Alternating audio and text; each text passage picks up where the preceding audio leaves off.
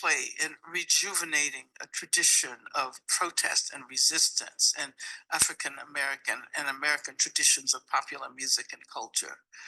But I think that Strange Fruit is perhaps the most influential and most profound example and a continuing site of the intersection of music and radical social consciousness. Yes, my shit right here. Say what this my shit right here.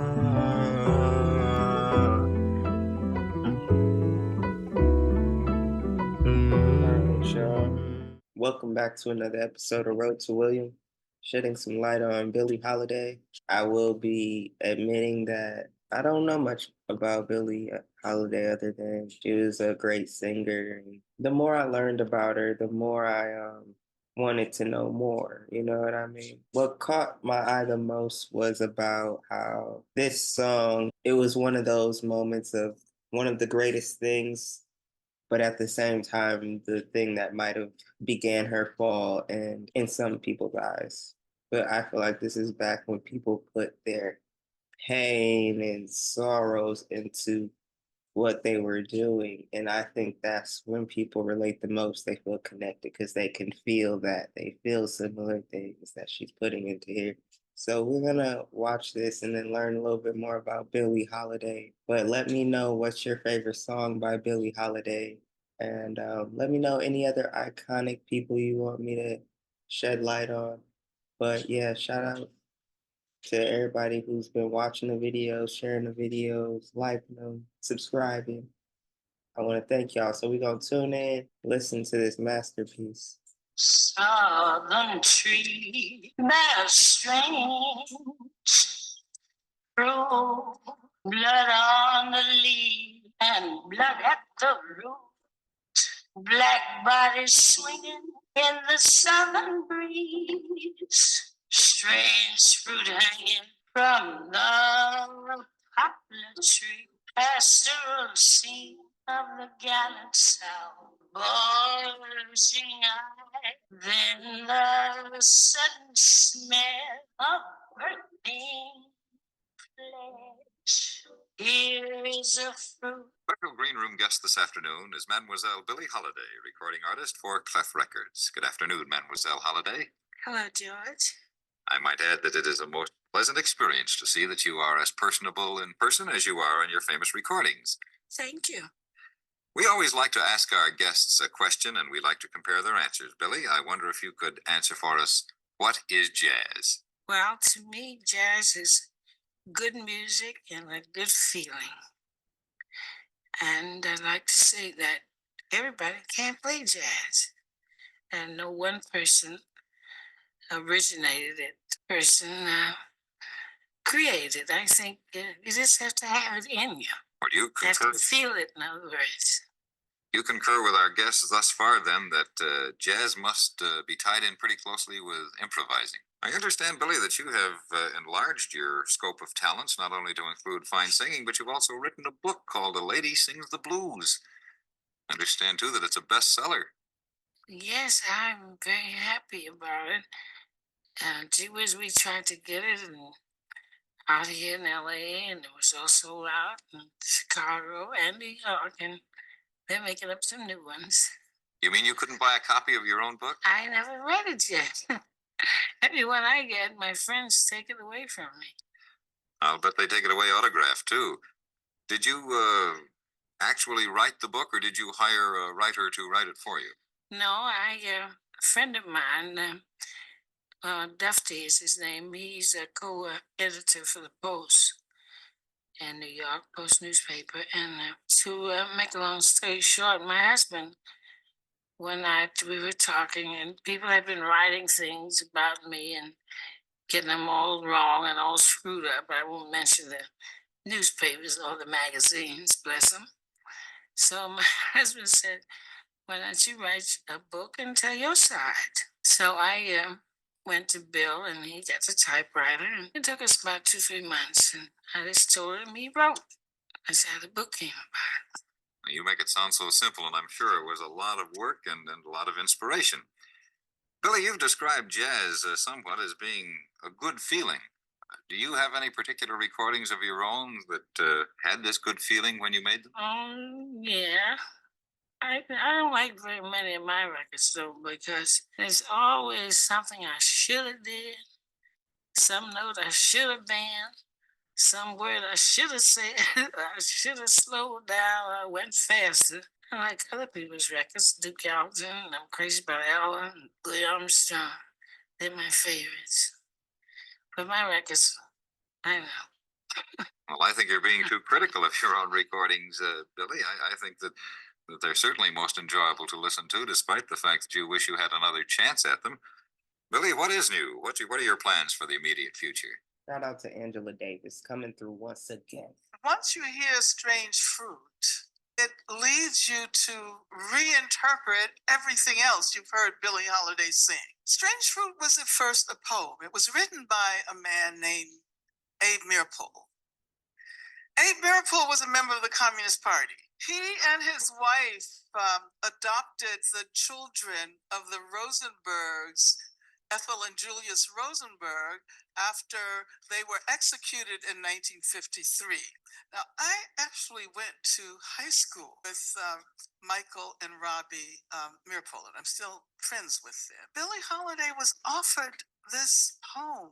It seems as if she discovered her raison d'etre. She found her reason for being. Many of you probably know that she included that in her repertoire almost every time she performed. And she wrote in her autobiography that the only time she would not perform it was when she felt that the audience would be unable to grasp the message. And in Los Angeles, a woman requested that Billie Holiday, Lady Day, sing Strange Fruit by saying, "Why don't you sing that sexy song you're so famous for? You know, the one about the naked body swinging the trees." Most accounts of the story indicate that she just simply refused to perform after that. But what is interesting about this anecdote is that bizarre and racialized way that woman links the song with the ubiquitous engagement with sexuality in Lady Day's work. There's a silent dialectic, I think, throughout body of work between pain and pleasure and love and death and destruction and the vision of a new order. In the popular imagination, lynching was the established order's ideological affirmation and corporeal destruction of Black hypersexuality. Because of the historical linkage of sexuality and freedom in Black culture, I think that her decision to foreground strange fruit, strange fruit in her work gave her love songs a richly textured historical. Now, you may know that Columbia refused to record Strange Fruit. They said they won't buy it in the South. We'll be boycotted. It's too inflammatory. Lady Day persisted, and Milt Gabler released it on his Commodore. I don't know whether she could have foreseen the catalytic role that her would play in rejuvenating a tradition of protest and resistance in African American and American traditions of popular music and culture. But I think that Strange Fruit is perhaps the most influential and most profound example and a continuing site of the intersection of music and radical social consciousness. Despite being one of the most renowned jazz singers in history, Billie Holiday didn't have a very easy life. From personal troubles in her childhood to struggles with drugs and the authorities during her illustrious career, Billie could never quite catch a break. Despite the massive success and recognition she achieved through music, Billie struggled to find her place in the society of her time. She lived a tumultuous life until the time of her death at age 44. She couldn't even find solace on her deathbed. Join Facts First as we explore why Billie Holiday was arrested on her deathbed. Billie Holiday was one of the most prestigious singers in the history of jazz music. Despite her influence and recognition, the star had an incredibly tough journey in life and died at age 44. Throughout her short life, Billie struggled to find her place in an industry that didn't favor African Americans. In addition to the singer's troubled childhood, she turned to opiates to cope. This habit led the singer down many dark paths and arguably contributed to her life ending much too early. Despite the numerous hardships Billie faced during her career, the music industry was far from being the only source of her troubles. Billie had an incredibly difficult childhood, and the traumatic memories of her early years stayed with her until those final days on her deathbed. She was born to teenage parents who didn't have the means to give her the life she deserved. At the age of 10, a neighbor molested her. Although this didn't happen as a direct result of her poor parenting, Reppin' the WNBA, baby. Ayy. Put your W's up, put your W's up, put your W's up. PG is free, back with the mercury. the neglect certainly didn't help. Her parents had hard times throughout her childhood, resulting in them being separated by the time Billie came of age. In the latter half of the 20s, Billie was living with her mother in New York City when she experienced another traumatic sexual assault at age 14. Her father was a jazz musician, and he had a hard time finding room in his life for his daughter. Because of this, the young woman continuously struggled to find a fatherly figure. In her early teens, Billie turned to substance abuse in an effort to try to fill the void in her heart created by the lack of parental love and stability. Billie often explained away this urge to escape from reality as an incidental result of her own personal demons, meaning the memories of her childhood trauma. She also called her desire to seek stability in substances a quote, pursuit of pleasure, as compared to the traditional pursuit of happiness. As her dependency on substances increased and her dependency on her parents decreased, Billie turned to prostitution to fill the void in her life. She was immersed in these damaging experiences before she hit 18, and they left their impression on the young woman. By the time she came of age, she'd found her way onto the jazz stage. However, she brought her traumatic memories with her, and more were soon to follow. A producer named John Hammond caught young Billie singing jazz standards at the club, and he was soon hot on her heels trying to make her the next big star. For better or worse, John was the only one who offered Billie the opportunity to become a household name. However, it was a relationship that wasn't always going to favor the young star. With the help of John Hammond, young Billie was able to get a recording contract. In 1934, she recorded her first hit to reach the top 10. This was Riffin' the Scotch, and it only marked the beginning of her illustrious career. Throughout the remainder of the decade, the young singer's star continued to rise. But this came with a few temptations, namely drugs and alcohol. By the time she was famous, Billie was already looking to escape from her prior traumatic memories by delving into substance abuse. Billie's first husband was Jimmy Monroe. Jimmy was a trombonist who worked alongside Billie as she performed, and the two hit it off while performing their respective duties. It was this man who introduced Billie to opiates, and this was an addiction that would last the young star for the rest of her life. Hey, if you're enjoying this video so far, make sure you give it a like, and subscribe to Facts First if you haven't already. By the time 1943 came around, World War II had caused an opium shortage. This shortage greatly affected Billie's drug habits. However, her rising star was increasingly allowing for her to have a larger budget when it came to drugs and alcohol. Despite the heroin scarcity, Billie made sure her newfound fame allowed for her to maintain the habit of her choice. She maintained her marriage with Jimmy Monroe for a number of years and continued to use her exuberant performance fees to fuel their drug habit. As Billie's career developed, so did her dependency on opiates. She met fellow singer Frank Sinatra early in her career. The two were approximately the same age, having both been born in 1915. They met early on in their careers and shared a transformative moment that Frank credited his whole career to. During their early meetings, Frank asked Billie for advice, and she taught him a singular jazz strategy for blending melodic notes. This strategy changed Frank's whole approach to performing, but Billie refused to take the credit she deserved. She was an adamant soul, whether it came to maintaining her drug habit or her artistic integrity. During her career, she had a song called Strange Fruit that referenced hate crimes against the black community. While this song was a massive hit with jazz audiences, it wasn't a massive hit with government censors.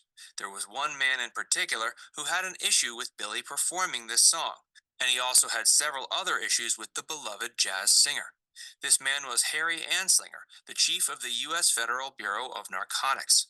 If Billie had a mortal nemesis, this man was it.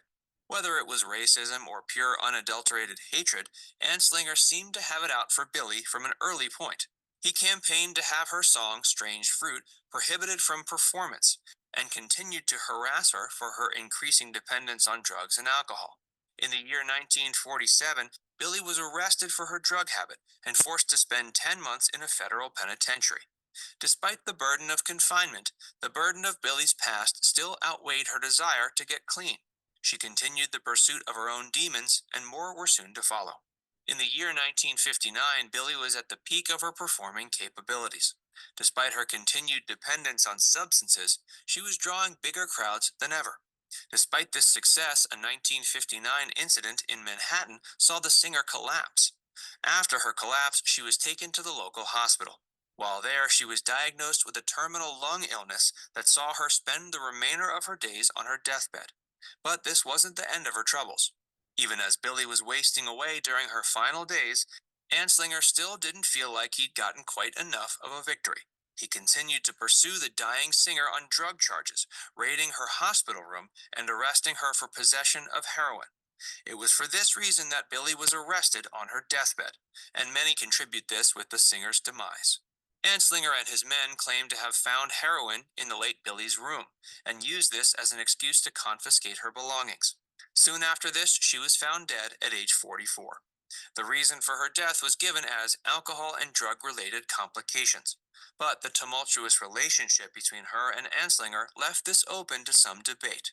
Billie died on July 17, 1959, but not before Frank Sinatra popped in to pay his respects.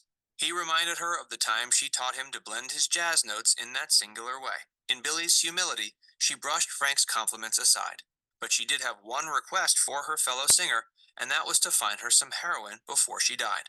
Frank reportedly used every connection at his disposal, but couldn't find Billie her final fix. Despite his mob connections and connections with the government of New York, Frank's clean slate didn't give him the opportunity to get the heroin Billie needed. Regardless, Billie succumbed to her fate. At age 44, she became a jazz legend. What was more surprising to you, that Billie Holiday had lifelong drug addictions, or that she was arrested on her deathbed? Let us know in the comments section below. And be sure to give this video a like and subscribe to Factsverse if you haven't already. Click the bell icon to stay up. Rest in peace to Billie Holiday. You'll forever live on. No matter how hard they try to bring her down, you can't bring down a spirit like her. Spirit uplifts people. My shit right here. So I just my shit right here.